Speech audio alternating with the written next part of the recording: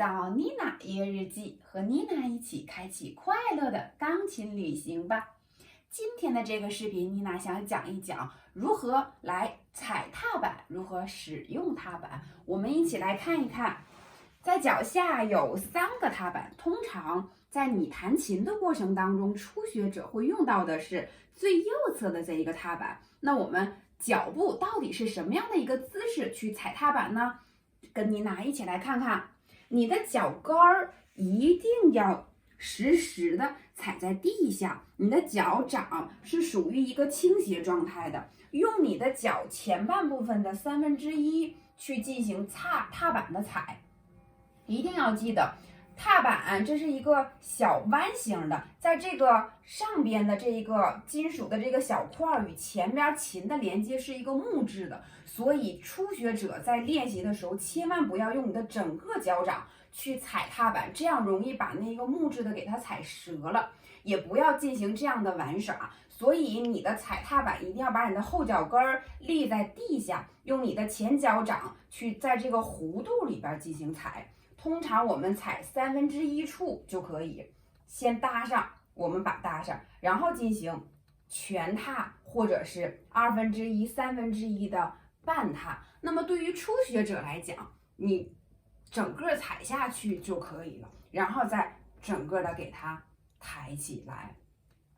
我说一下，我们在踩踏板的时候，尤其对于初学者，最重要的是你的脚和你的音一定要同时进行踩下去。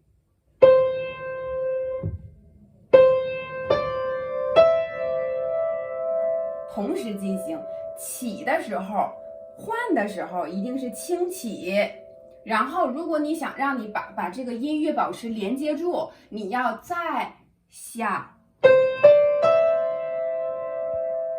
千万不要就这样抬掉了，那你整个那个声音反响就会非常大。跟着你的音同时下，然后起的时候循环。如果想要声音进行循环，你就起再踩。如果你一直把踏板踩下去，就会出现声音很浑的这个情况。你来听啊，如果你一直踩下去，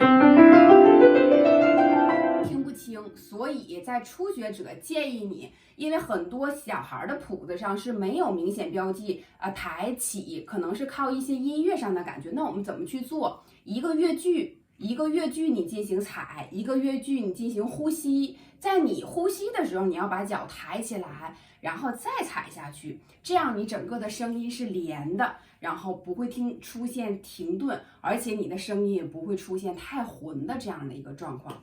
踏板的使用其实还有很多，我们在后续的视频当中还会进行讲解。今天的视频就到这儿了。妮娜开通了 Zoom 的视频课程，如果你有问题，想跟妮娜进行面对面的交流，进行1对1的钢琴课程，在评论下方给妮娜留言，妮娜会第一时间给你回复的。今天的视频就到这儿了，希望对你的钢琴学琴路上有所帮助。我们下次再见，拜拜。